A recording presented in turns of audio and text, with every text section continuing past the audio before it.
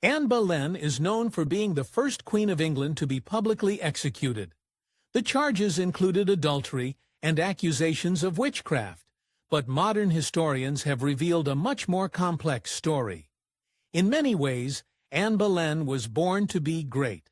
Her father, Thomas Boleyn, was a court favorite of the old King Henry VII, and the Boleyns were one of Britain's top families at the time. In fact, her father was constantly going on diplomatic missions all around Europe as she grew up. And this led Anne to one big date with destiny. In 1513, she took up a position as maid of honor to Queen Mary of France. This was crucial for one simple reason. Queen Mary was none other than King Henry VIII's sister, and Anne was moving closer and closer to his inner circle. With Mary's help, Anne stayed in France for nearly 7 years, soaking in its cosmopolitan culture and turning herself into a refined young woman. When she finally emerged and returned to England, courtiers couldn't believe their eyes. French culture at the time was so liberal, it was almost scandalous, and Anne Boleyn had certainly taken notes. The English were amazed at how exotic and seductive the young woman had become, praising the way she moved right down to the way that she dressed. In particular, Anne had favored the sleeker French hood as a head covering instead of the more matronly English gable hoods. According to almost everyone who met her, Anne Boleyn was excruciatingly attractive. Slim and dark, with long black hair and brown eyes, meant that she was utterly captivating, but not just for her looks alone. Her friends knew her as a lively, quick-witted, and charming girl who was often the smartest person in the room. But underneath that perfect facade, Anne Boleyn was hiding a dark side. Beneath her jovial attitude, she was moody, sharp-tongued, and extremely quick to anger when she didn't get what she wanted. At one point, during an argument with her uncle, she reportedly spoke to him with words that shouldn't be used to a dog. This temper would eventually get her into deep trouble with Henry VIII. But for now, she was getting into an entirely different kind of mess. Her older sister, Mary Boleyn, was making quite a splash in court, and proving herself to be quite the rival to Anne's beauty. This in point, although Henry was currently married to Catherine of Aragon, he quickly took Anne's sister on as his mistress. But when Anne got to Henry's court, she brought a secret weapon with her, her incredible dancing ability. She became famous for her dancing, and no one seemed to be able to look away. She made a jaw-dropping debut. On March 4th in 1522, she danced with her sister at a public fete at the royal palace. During the performance, Anne Boleyn vibrated with magnetic, new girl energy, and we still have records of how resplendent she looked in a white and gold gown. Except this attracted the wrong kind of attention. The beautiful Anne got scads of admirers after her legendary dance, King Henry included. After all, the king's fling with Mary Boleyn was winding down, and he had a taste for the fresh meat coming from his favorite family. He just couldn't help himself, which is when Anne dealt the king a legendary snub. She did not go after him. Oh no, she had a much different suitor in mind. At the time, Anne much preferred one of the other gentlemen at court, the dashing Henry Percy, who was the heir to the Earl of Northumberland. Anne poured all of her energy into capturing his heart, not the king's, and the pair had an intense romance together over the next days and weeks.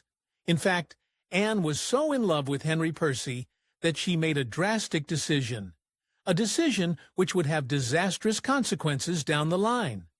After long engagements and letter-writing, Anne and her beau Henry Percy couldn't wait anymore and got engaged in secret. Not sure that sounds extra romantic and intimate, but there was a disturbing reason for their secrecy. You see, Percy was already formally engaged to an entirely different woman. As it happened, though, that was the least of Anne's problems. Anne and Percy were dumb and in love, but no one else was on their side. His father absolutely refused to support the match, and the young couple also failed to get any marital backing from Cardinal Wolsey, who was an important figure at court. In other words, they were royally screwed. Beaten down, they eventually had to give each other up and went their separate ways. With his rival down and out, King Henry started pursuing Anne in earnest in 1526. Over their courtship, Henry often sent over precious gemstones like pearls and rubies to Anne, as long as he could stash them away from his wife Catherine, of course. But his initial gift really takes the cake. His very first letter included an elegant gold bracelet that was set with his own portrait. Maybe the narcissism had turned Anne off, because she sure did not react well. While Henry was throwing every trick in the book at her, she was still not interested. In fact, Anne specifically refused to bed him. And even when Henry promised that he would promote her from a regular side piece to his chief mistress, she still turned him down. Anne's rejection of one of the most powerful men in Europe might seem bizarre until you dig a little deeper. You see, Anne wanted to be much more than just a mistress. She wanted Henry to annul his marriage to Catherine of Aragon and make her queen. And she was certainly playing her cards right. The more hot and bothered Henry was, the more he would be putty in her hands. As it turned out, Anne's timing in courting Henry was impeccable. When she arrived on the scene, Henry's marriage was majorly on the rocks. For one, although Queen Catherine had given birth to Princess Mary, the aging woman hadn't given Henry his much-coveted male heir. But there was an even bigger issue, one Anne would take full advantage of. While she was denying Henry in the bedroom, he started to get deranged ideas. He decided that since Queen Catherine had been briefly married to his older brother, Prince Arthur, before the prince died, God was somehow mad at him for stealing his brother's wife. Very logically, this was why he didn't have a son. And while Catherine swore she never consummated the union, it was just no good. Henry started angling for an annulment, which was the only way the Catholic Church would condone him remarrying Anne Boleyn. When Henry started talking about chucking Catherine out the door, Anne was absolutely thrilled. Although she still kept Henry away from her bed, she happily accepted his proposal of marriage. And while he was, already married, the two of them assumed it would be a snap of the finger to oust Queen Catherine. This, infamously, did not end well. Surprising exactly 0 people, the public did not take well to the idea of her becoming queen. After all, the common crowds absolutely adored Catherine and blamed Anne for splitting the marriage apart. As Anne rose in power, the grumblings only got louder, with people calling her cruel names and accusing her of beguiling Henry with witchcraft. It all climaxed with a terrifying event. One evening after Anne died near the Thames River, she got the shock of her life. As she was heading outside, a mob of angry women attacked her, convinced that she was bringing their king and country to ruin. A terrified Anne had to make a narrow escape on a boat to save herself from their rage.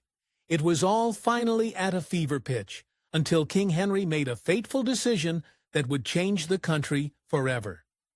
After 7 long years of fighting with the Church, the king had had quite enough, and his actions ended up changing history. He infamously split from the Roman Catholic Church entirely, and installed himself as the head of the brand new Anglican Church. In 1533, it finally happened. After many machinations and even more years, Anne Boleyn became Queen Consort of England, marrying Henry on January 25th. But even after this great victory, Anne couldn't resist getting that last bit of revenge and really rubbing it in Catherine's face. She made sure her coronation day outdid the former queen's. Starting on June 1st in 1533, the event lasted 4 glorious days, with Anne wearing a series of covetable outfits the entire time. On the last day, Anne won up herself and wore an unforgettable gown, dyed royal purple and topped with ermine.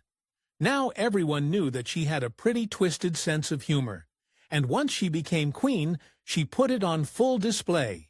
In reaction to the many angry protests against the king choosing her as his queen, she temporarily took this phrase as her motto. "Grumble all you like, this is how it's going to be." By this point, Anne was pregnant, Queen of England, and more powerful and smug than she had ever been before. In other words, there was nowhere to go but down. After her coronation, Anne settled into royal life and prepared to give King Henry his long-desired son. And indeed, all signs pointed to a boy.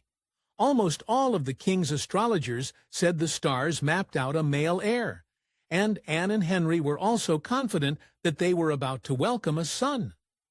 Instead, Anne was entering into a horrible nightmare. In September of 1533, she gave birth to a healthy child, but not a boy. She had a little girl, the future Queen Elizabeth Thruthmar, and the shock sent the royal couple into a tailspin. Henry cancelled his celebratory "It's a Boy" jousting match, and the royal scribes hastily changed prince to princess in their official announcement. Anne didn't know it then, but it was the beginning of the end. When she didn't immediately give Henry a male heir, his patience with his testy wife went right down the drain. He started to resent her sharp intelligence and even sharp a tongue, demanding that she submit to him as a wife, not as his equal. Over the next 3 years, Anne became pregnant numerous times, but each time it tragically ended in a miscarriage. All the while, Henry grew ever more distant and ever more regretful that he had married her in the first place. But by then, there were even darker problems at play. The king had always had a wandering eye, and when his marriage to Anne started fraying, he turned his attentions elsewhere, namely to the pretty, sweet, and comparatively submissive Jane Seymour, who would eventually become his third wife. Oh, and here's an icky detail. Jane was also Anne's second cousin, so clearly Henry was a little obsessed with their family, but despite their family ties, Anne and Jane weren't exactly close. More than that, Anne was no dummy. She knew that a relationship was growing between Henry and Jane right under her nose. Apparently, one day at court, Jane started brazenly opening and shutting the offending locket right in front of Anne. Once she realized what was going on, Anne furiously tore the chain so violently that she cut her fingers open. Only, Jane wasn't done shoving the affair into Anne's face. One evening, Anne walked into a room, only to find her treasonous cousin sitting prettily on her husband's lap. Her response went down in infamy. Giving in to her notorious temper, she reportedly flew into a very public rage at the sight of Jane Seymour lounging atop the king. Shortly afterwards, Anne miscarried yet again, losing the child she was so desperate to give Henry. But that's not even the most harrowing part. When the attendants looked at the infant, they saw that it was a boy. When Henry VIII turned on Anne Boleyn at last, his spite was swift and brutal. People say they go the same way that they came, and nothing could be truer when it came to Henry. In fact, he pulled the exact same move on Anne that he had for Catherine. Within days of losing his narcissistic love for Anne, Henry had installed Jane in the royal quarters. With this done, he worked on the bloodiest phase of his plan. The king detained and questioned a series of male courtiers who knew Anne and accused them of sleeping with his wife. Chillingly, Henry even took in Anne's brother George, accusing him of having romantic relations with his own sister. In mid-May, Anne was finally put on trial. While she stood there with her brother George, suffering through a similar trial on the same day, the crown accused her of everything from witchcraft to plotting Henry's death so that she could remarry. By then, it was far too late for rebuttals. A jury of 27 people found Anne guilty on all counts and condemned her to execution. But one detail of her trial is gut-wrenching. As Anne looked into the jury's eyes, she saw a familiar face, that of Henry Percy, her old love and the man she tried to marry all those years ago. You know, before King Henry pulled her into his destructive orbit. Even more disturbingly, the jury's decision was unanimous, which meant that Percy had personally sent his old flame to the block. The decision to execute Anne absolutely destroyed him.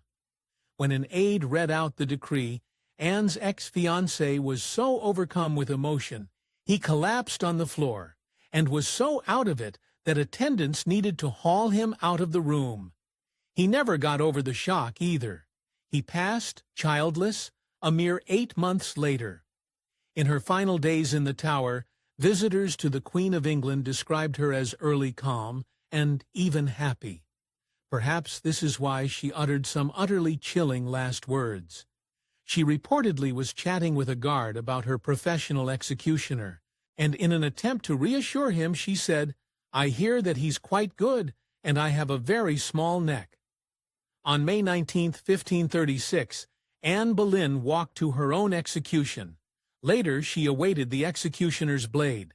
She never once put King Henry in a bad light, nor did she admit to any guilt. She had yet another cunning but selfless reason for this. At this point, Anne likely didn't want any of her family to suffer more if Henry tried to punish her long after she was gone. And as Anne's last seconds came, she maintained this composure. Anne Boleyn even died in her own style. While her ladies wept around her, she got them to tie a blindfold around her eyes and then knelt in front of the block. This was a classically French style of execution. Anne had prepared every last detail, and now it was time to face her end. As it turned out, King Henry's swordsman was worth his pay rate. He took only a single stroke to behead the Queen of England. But that didn't quite mean that she was gone. Henry tried his best to forget Anne, fully establishing Jane Seymour in the palace just 11 days after the execution. But it wasn't that simple. In fact, Henry had such a difficult time erasing Anne Boleyn's memory that he soon had all likeness of her destroyed, and there are no contemporary paintings of her in existence. So in the end, whether he loved her or hated her, it wasn't easy for the king to forget the woman that was Anne Boleyn. Thanks for watching History Exposé. If you love uncovering the best stories in history, hit like and subscribe to keep exploring with us. And don't forget to visit our main page, Factor Nate, for more incredible facts about everything.